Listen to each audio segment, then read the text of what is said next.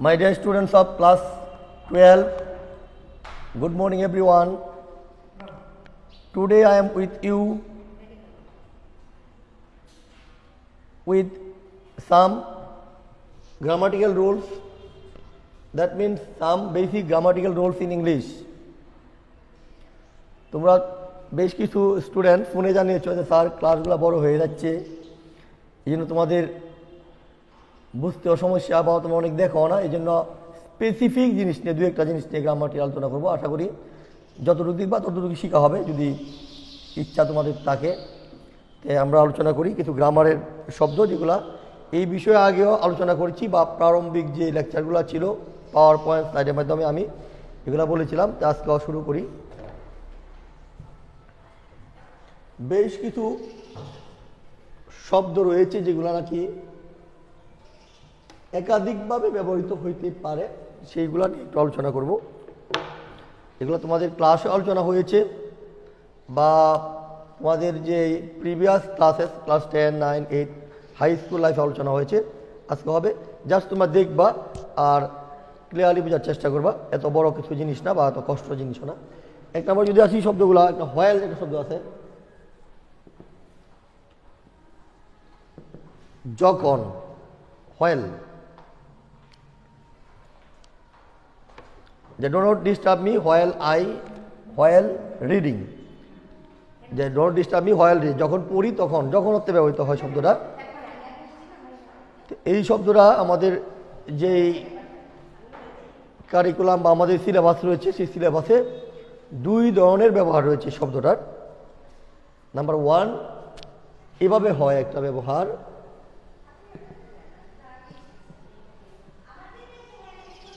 Walk মানে হাঁটা।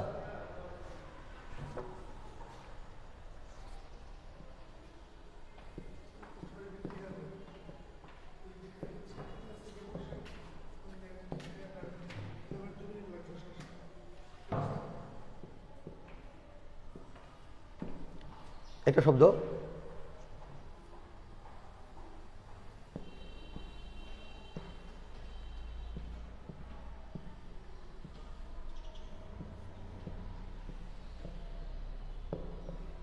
একই বাক্য,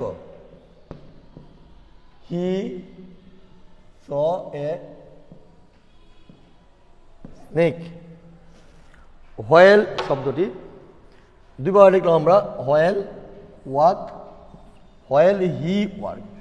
আগের বাক্যের সাথে পরের বাক্যের যে পার্থক্যটা হলো, মানে হোয়াইলের একবারে দেওয়াল গেছে সাথে সাথে, হোয়াইলের সাথে সাথে একটা ভার্ব রয়েছে, আর এখানে কি হোয়াইলের পরে একটা সাবজেক্ট, তারপরে ভার্ব রয়েছে। While walk in the field I saw a snake, while he walk in the field he saw a snake.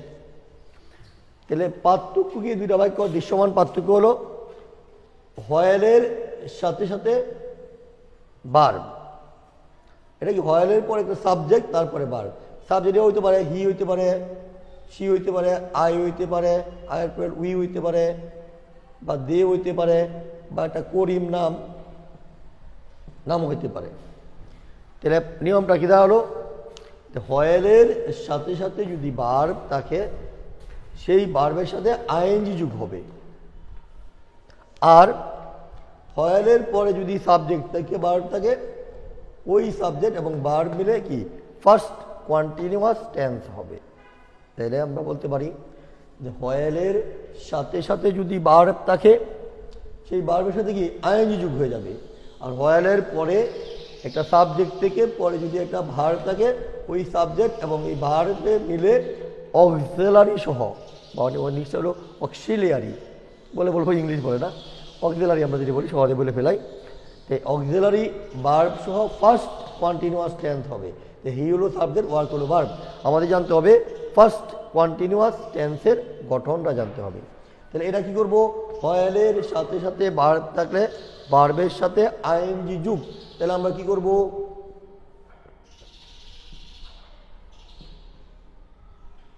Walking, while walking in the field. While walking হাঁটার সময়, রাস্তায় মাঠে হাঁটার সময় আমি একটা সাপ দেখলাম। তার নিয়মটা কি দেওয়া হলো, হোয়াইলের সাথে সাথে ভার্ব থাকলে ওই ভার্বের সাথে আইএনজি যোগ হয়। দ্বিতীয়ত আমরা হয়েলের পরে একটা সাবজেক্ট, তারপরে কি একটা ভার্ব আছে, ওই সাবজেক্ট এবং ওই ভার্ব। আমরা জানি যে কোনো সাবজেক্ট এবং ভার্ব যদি দেওয়া থাকে তাহলে যে কোনো টেন্সে যাওয়া যায় কিভাবে, অক্সিলারি ভার্ব ব্যবহার করে। তাহলে ফার্স্ট কন্টিনিউয়াসের ঘটনাটা কি,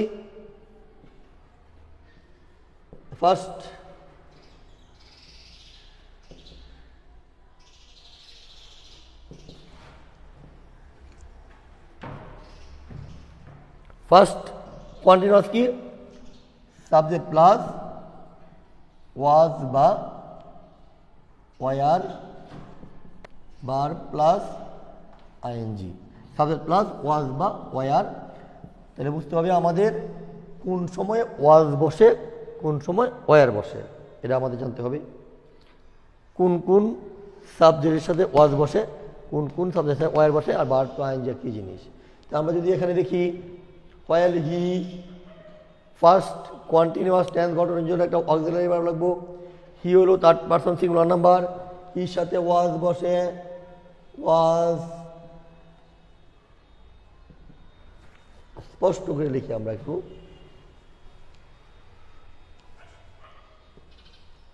হির সাথে ওয়াজ,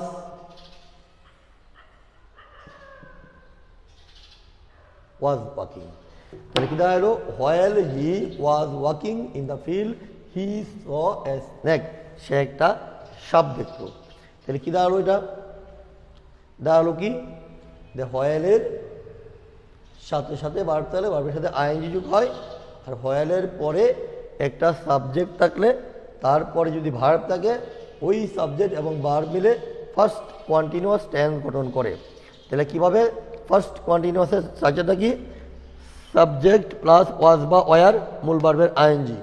সাবজেক্ট হলো হি, ওয়াজ ওয়ারের ওয়াজ, মূল ভার্ব ওয়ার্ক, তার সাথে ING walking. While he was walking in the field he saw a snake. তাহলে আমরা যদি এক কথায় বলি, নিয়মটা কি দাঁড়ালো, হোয়াইলের সাথে সাথে ভার্ব থাকলে ভার্বের সাথে আইএনজি যুগ, হোয়াইলের পরে একটা সাবজেক্ট থেকে পরে ভার্ব থাকলে ফার্স্ট কন্টিনিউয়াস টেন্স। এই হলো হোয়াইল, আমরা এটা শিখে রাখবো যাতে ভবিষ্যতে আমরা কাজে লাগাতে পারি। পরের ওয়ার্ডটা যেটা আসছে সেই ওয়ার্ডগুলিও ভিন্নভাবে ব্যবহৃত হয়। এরপরে ওয়ার্ডটা লিখবো যেটা সিন্স লিখব।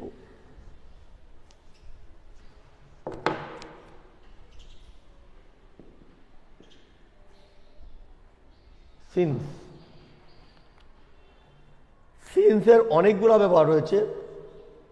প্রথম ব্যবহার যদি আমরা বলি, এটা ব্যবহৃত হয় প্রেজেন্ট পারফেক্ট কন্টিনিউয়াস টেন্সের পয়েন্ট অফ টাইম আর period of time. Point of time হলো কোন সময় থেকে কাজটা শুরু হয়েছে, আর পিরিয়ড অফ টাইম হলো 1 আওয়ার, 2 আওয়ার, 3 ডেজ, 10 ইয়ার্স, এইগুলা। তাহলে প্রেজেন্ট পারফেক্ট কন্টিনিউয়াস টেন্সের একটা হলো পিরিয়ড অফ টাইম আর হলো point of time. Period of time হলো কয় বছর সেটা, আর পয়েন্ট অফ টাইম হলো কোন সময় থেকে শুরু হয়েছে কাজটি। তাহলে আমরা যদি দুইভাবে ব্যবহৃত হয়, প্রেজেন্ট পারফেক্ট কন্টিনিউয়াস টেন্সের গঠন হলো সাবজেক্ট প্লাস হ্যাভ বিন বা হ্যাজ বিন, মূল ভার্বের আইএনজি, তারপর একটা ফর বসে, একটা পিরিয়ড অফ টাইম বসে অথবা পয়েন্ট অফ টাইম বসে, ফর বা সিন্স বসে। সেই ক্ষেত্রে ব্যবহৃত হয়। আমরা একটা বাক্য লিখি, I have been teaching in this college for 10 years। For বসছে, ফর 10 years। প্রেজেন্ট পারফেক্ট মানে 10 বছর যাবৎ। সময়ের ব্যাপ্তি, কোন সময় কাজটা শুরু হয়েছে এটা বলা হয় নাই। 10 বছর যদি গুনে যায় আমরা তাহলে বলতে পারবো, বলা যাবে, গুনে বলা যাবে। কিন্তু এমনি যে স্টার্টিং টাইম, যে কখন থেকে কথা বলা হয় না, বলা হয়েছে কি 10 বছর যাবৎ। আর যদি এবার বলি I have been teaching in this college since 2008 তাহলে কি 2008 সন থেকে, ক্লাস বেশি বড় হবে না, 2008 সন থেকে, আর এটা কি 10 বছর যাবত, এটা বলা হয় পিরিয়ড অফ টাইম বলা হয় 10 বছর, আর এটা কি পয়েন্ট অফ টাইম 2008 সন থেকে, 2008 সন থেকে, এটা কি লাইফ চলতেছে 2008 সন থেকে। তাহলে একটা হলো পয়েন্ট অফ টাইম মানে কি কোন সময় থেকে, একটা হলো পিরিয়ড অফ টাইম। সেই ক্ষেত্রে একটা সিন্স কি ফর বা সিন্স একটা বিকল্প হিসাবে বসে। এই হলো প্রেজেন্ট পারফেক্ট কন্টিনিউয়াসের ক্ষেত্রে এই সিন্সের ব্যবহার হলো যখন কাজটা পয়েন্ট অফ টাইম কোন সময় শুরু হয়েছিল, আমি 2008 সন থেকে, এটা পয়েন্ট অফ একটা নির্দিষ্ট টাইম দে, বছর দে, ইয়ার দে, অত সময় কোন দে, সিন্স মর্নিং এরকম বলে 4 ঘন্টা 5 ঘন্টা, এগুলো হলো পিরিয়ড অফ টাইম বলা হয়। তো সেই ক্ষেত্রে বলো সিন্সের একটা অবলিক হিসাবে বিকল্প হিসেবে ফরের বিকল্প হিসেবে সিন্স ব্যবহৃত হয়। সেই ক্ষেত্রে একটা আছে প্রেজেন্ট পারফেক্ট কন্টিনিউয়াস। এর পরের ব্যবহারটা হলো সিন্স অ্যাজ বিকজ, কারণে অর্থে, কারণ অর্থে ব্যবহৃত হয়। সেই ক্ষেত্রে সিন্সের ব্যবহার হলো সিন্স অ্যাজ বিকজ আছে, সিন্স অ্যাজ বিকজ অর্থ হলো কারণে ব্যবহৃত হয়, এটা একটা ব্যবহার। উদাহরণ হলো he could not come to, he could not come to college yesterday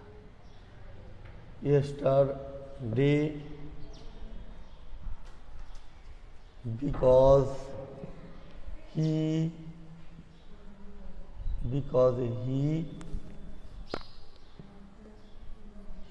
was ill, since he was ill, as he was ill, তাহলে since as because কারণে একসাথে ব্যবহৃত হয়। তাহলে he could not come to college yesterday because he was ill, since he was ill, as he was ill। তাহলে এই শব্দগুলো কি since as because একটা পরিপূরক হয়, এক্ষেত্রে একটা সিন্সের ব্যবহার। আরেকটি ব্যবহার হচ্ছে কনজাংশন রূপে বাক্যে বসে, সিন্সটা বসে, সেটা কি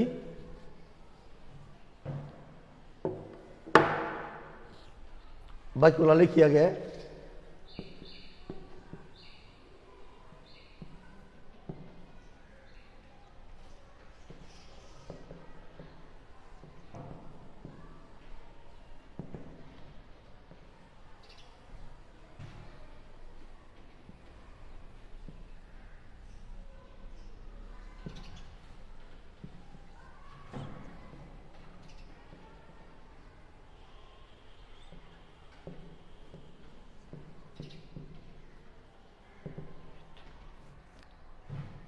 একবারে কি ফেলি আমরা,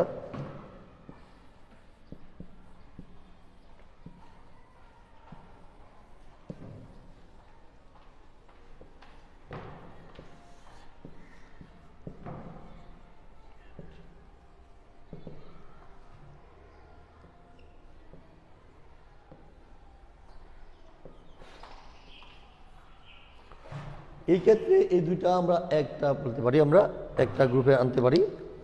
এর কি বলছে বাক্যটা, যে বাক্যে মাঝামাঝি সিন্স থাকবে কনজাংশন রূপে। কনজাংশন মানে কি দুইটা বাক্যের সংযোগ ঘটায়, দুইটা স্বাধীন বাক্যকে সংযোগ ঘটায় কনজাংশন বলা হয়। এখানে সিন্সটা কি কনজাংশন হিসেবে বসছি। তো এভাবে নিয়মটা হলো প্রথম অংশ বাক্যের আমরা এগুলা কমপ্লিটিংয়ে কাজে লাগবে, রাইট ফর্ম ভার্বে কাজে লাগবে, এগুলা লিঙ্কিং ওয়ার্ডে কাজে লাগবে, some important words and phrases এগুলোতে কাজে লাগবে। এগুলা এটা কি it is many years, it is বোঝা গেছে present tense, present indefinite. Many years have past present perfect tense. নিয়ম হলো সিন্সের প্রথম অংশ, দুটো অংশ থাকে, প্রথম অংশে প্রেজেন্ট ইনডিফিনিট অথবা প্রেজেন্ট পারফেক্ট থাকলে পরের অংশে কি ফার্স্ট ইনডিফিনিট হয়, উই মিট পরের অংশ দেখো, পরের অংশ কি একই রকম, পরের অংশটুকু একই রকম। We met past indefinite tense, we met past indefinite tense. তাই নিয়মটা হলো সিন্স যুক্ত বাক্যের প্রথম অংশে যদি প্রেজেন্ট ইনডিফিনিট টেন্স, এটা আমাদের জ্ঞান থাকতে হবে। প্রেজেন্ট আমরা ডিটেলস এগুলো নিয়ে ক্লাস আলোচনা করেছি, যে বিভিন্ন টেন্স কীভাবে চিনবো বা কীভাবে গঠন করব। তাহলে সিন্স যুক্ত বাক্যের প্রথম অংশ যদি প্রেজেন্ট ইনডিফিনিট টেন্স অথবা দ্বিতীয় বাক্যে প্রেজেন্ট পারফেক্ট টেন্স হয়, পরের অংশ হবে ফার্স্ট ইনডিফিনিট টেন্স। কীভাবে গঠন? সাবজেক্ট প্লাস ভার্বের ফার্স্ট ফর্ম। তাহলে এর কি আছে? It is many years since we meet. সিন্সের প্রথম অংশ প্রেজেন্ট ইনডিফিনিট, কি দেখে বুঝলাম? সাবজেক্ট প্লাস ভার্বের প্রেজেন্ট ফর্ম। পরের বাক্যটা কি? Present perfect tense. কীভাবে বুঝলাম? সাবজেক্ট প্লাস হ্যাভ প্লাস মূল ভার্বের ফার্স্ট পার্টিসিপল। তাহলে মেনি ইয়ার্স হ্যাভ পাস্ট, তাহলে পরের অংশে কি আছে? First indefinite tense. তাহলে আমরা কি বলবো? সিন্স যুক্ত বাক্যের প্রথম অংশ প্রেজেন্ট ইনডিফিনিট অথবা প্রেজেন্ট পারফেক্ট টেন্স হলে পরের অংশ ফার্স্ট ইনডিফিনিট টেন্স হয়। এটা নিয়ম শেষ। যদি আমরা 1 নাম্বার বলি, আর সিন্সের দ্বিতীয় নিয়মটা হলো যে সিন্স যুক্ত বাক্যের প্রথম অংশ যদি ফার্স্ট ইনডিফিনিট টেন্স হয়, পরের অংশ হবে ফার্স্ট পারফেক্ট টেন্স। তাহলে আমাদের কি করতে হবে? টেন্সের গঠনগুলো যারা শিখি নাই, আমাদের এখনও কি শিখে নিতে হবে। কি শিখবো আমরা? এখানে পেলে আমরা প্রেজেন্ট ইনডিফিনিট গঠন শিখবো, বা লক্ষণ শিখবো, প্রেজেন্ট পারফেক্ট শিখবো, ফার্স্ট ইনডিফিনিট। 3টা সেন্স চলে আসছে। এখানে কি আবার ফার্স্ট ইনডিফিনিট, আবার ফার্স্ট পারফেক্ট, 4টা টেন্সের নাম উচ্চারণ করতে হয়েছে এই নিয়মটা শেখানোর জন্য। Number 1 present indefinite, present perfect, first indefinite, first perfect, 4টা টেন্সের নাম। ফার্স্ট টেন্সের 2টা, প্রেজেন্টের 2টা করে ফর্ম আমাদের শেখা হয়ে যাবে। মানে আমরা শিখবো, তাহলে আমরা পারবো। তাহলে আসলে কি সিন্সের প্রথম অংশ ফার্স্ট ইনডিফিনিট, পরেরটা কি হলো? First perfect. ফার্স্ট পারফেক্ট গঠন কি? সাবজেক্ট প্লাস হেড প্লাস মূল ভার্বের ফার্স্ট পার্টিসিপল।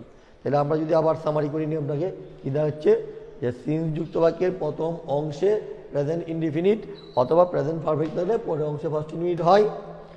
আবার দ্বিতীয় নিয়মটা হলো প্রথম অংশ যদি ফার্স্ট ইনডিফিনিট থাকে, পরের অংশ ফার্স্ট পারফেক্ট হয়। এটাই মনে রাখবো। তাহলে একটা নিয়ম একটা দাঁড়াইতেছে, মানে যদি আমরা শিখি যে ফার্স্ট প্রেজেন্ট পারফেক্ট থাকলে ফার্স্ট ইনডিফিনিট, আবার ফার্স্ট ইনডিফিনিট থাকলে ফার্স্ট পারফেক্ট, সেইগুলো একটা আমরা দেখতে পারি নিয়ম। এটা পরবর্তী নিয়মটা চলে আসি। সিন্সের পরে আসতেছে, এগুলো খুবই বেসিক নিয়মগুলা, খুবই সাধারণ নিয়মগুলা, যেগুলো নাকি 2টা করে হয়।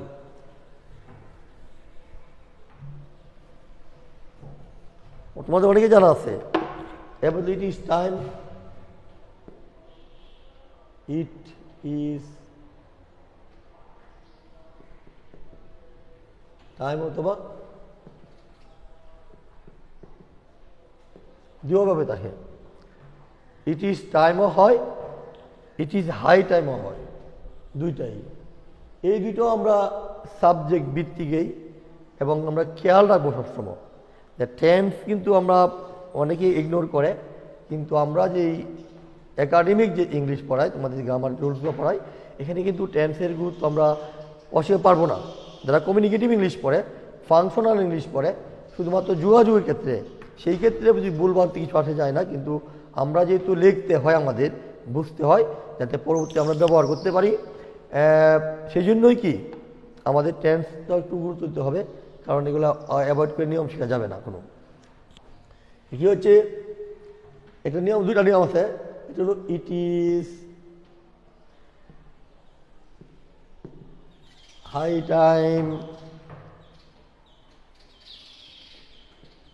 We go there. It is high time we go there. Go কি বলতে সমস্যা হচ্ছে? এটাও আমাদের হয়েলের নিয়মটার মতোই হবে। হয়েলের নিয়মটা ছিল, এটা এরকম হবে। আরটা বলি, ইট ইজ এক লিখতেছি আমরা,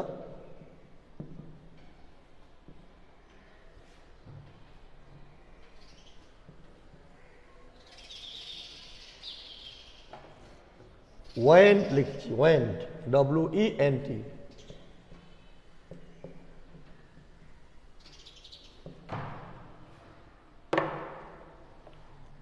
ক্ষেত্রে হাই টাইম কোনো পার্থক্য নাই।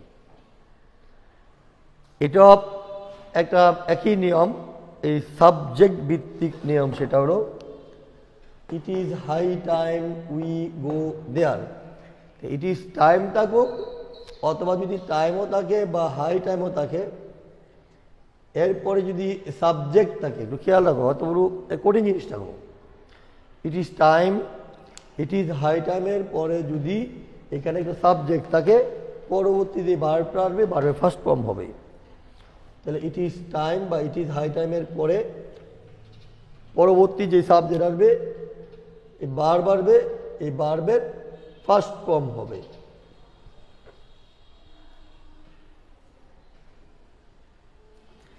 ইট is time, it is high টাইমের পরে যদি সাবজেক্ট থাকে, এই পরবর্তী যে ভার্ব, এই ভার্বের ফার্স্ট ফর্ম হবে।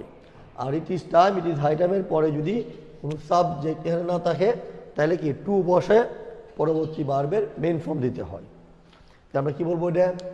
It is time, it is high টাইমের পরে কি সাবজেক্ট উই আছে, আই হইতে পারে, হি হইতে পারে, সি হইতে পারে বা দে হইতে পারে। মানে it is time, it is high টাইমের পরে যদি এখানে কোনো সাবজেক্ট থাকে, পরে যে ভার্বটা আছে ওই ভার্বের ফার্স্ট ফর্ম হবে। It is time, it is high টাইমের পরে পরবর্তীতে যদি কোনো ভার্ব আছে, ওই ভার্বের ফার্স্ট ফর্ম হবে।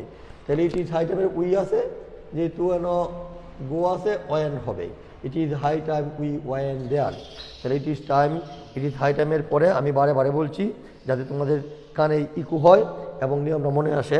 It is time, it is high টাইমের পরে একটা সাবজেক্ট, পরবর্তী গো ছিল, ওয়েন হয়েছে। দ্বিতীয়টা কি?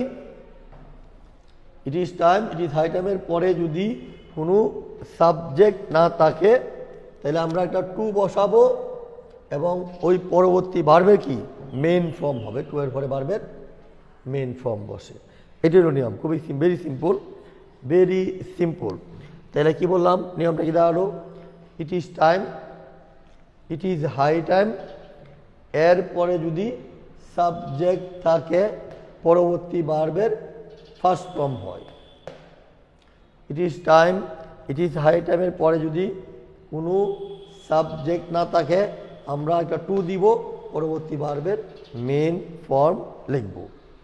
এটা হলো অতি সাধারণ এবং তোমাদের কিন্তু ভর্তি পরীক্ষার্থী যারা আসো, তোমাদেরও কিন্তু কাজে লাগবে সেটা, বা পরবর্তী তোমরা যারা একাদশ দ্বাদশ আসো, তোমাদেরও এগুলো কাজে লাগবে পরবর্তীতে।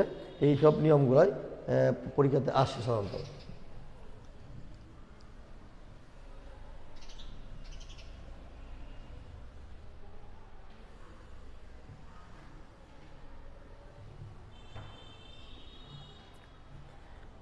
এরপরে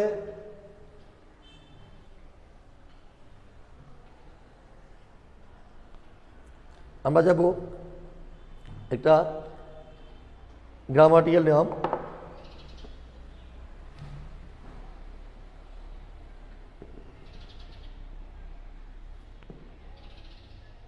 so that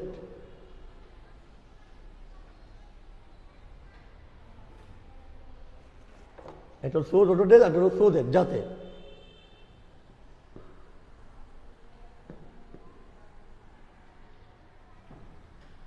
সো দ্যাট,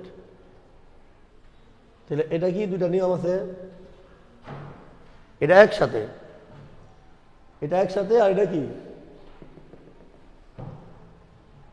এটা হলো আলাদা, ডটের পর আলাদা। এটা বলতে পারি আমরা এক ধরনের নেগেটিভ আসে, আর এটা তো যাতে, এটা তো হলো সো দ্যাট, যাতে। আর এটা আসে অনেক সময় কমপ্লেক্স সেন্টেন্সে, একটা অনেক সময় যদিও বাই করা মিনিংটা নেতিবাচক আসে। He so weak, that so মানে ভেরি। দেখি আমরা বাইকে চলে যাই। He is so weak that he cannot walk. He is so weak, so মানে ভেরি, সো মানে হি ইজ ভেরি উইক। তাহলে নিয়ম হলো সো মানে হি ইজ সো উইক, সে এত দুর্বল, দ্যাট হি ক্যানট ওয়াক, সে হাঁটতে পারে না।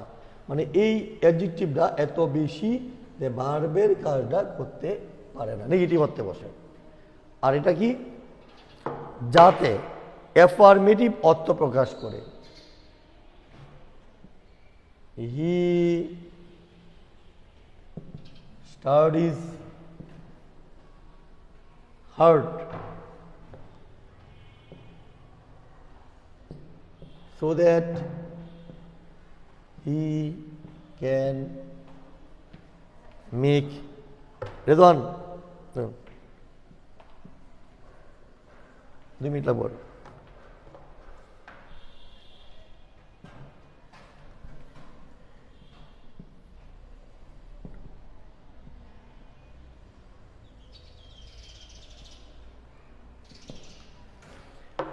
এটা কি হচ্ছে, যাতে, so that he studies hard, সে কঠোর পরিশ্রম করে, so that he can make a good result, affirmative. তো এটা হলো যাতে, আর সো ডট হলো এত বেশি যে, এত বেশি যে পরে একটা বারবার এই কাজটা করতে সক্ষম হয় না। কাজে আমরা পড়াশোনাটা খেয়াল রাখবো যাতে আমাদের এই কনফিউশনগুলো দূর হয়, এবং আশা করি ছোট্ট ছোটো জিনিসগুলো তোমরা শিখে নেবে, এতে তোমাদের এত পরিশ্রমও লাগবে না, জাস্ট বোঝার চেষ্টা করবা। আর যদি তাতেও কোনো প্রবলেম হয় বা সমস্যা থাকে আমাদের ফোন দিও বা কমেন্টে জানাও। সবাইকে ধন্যবাদ, সবাই ভালো থাকো।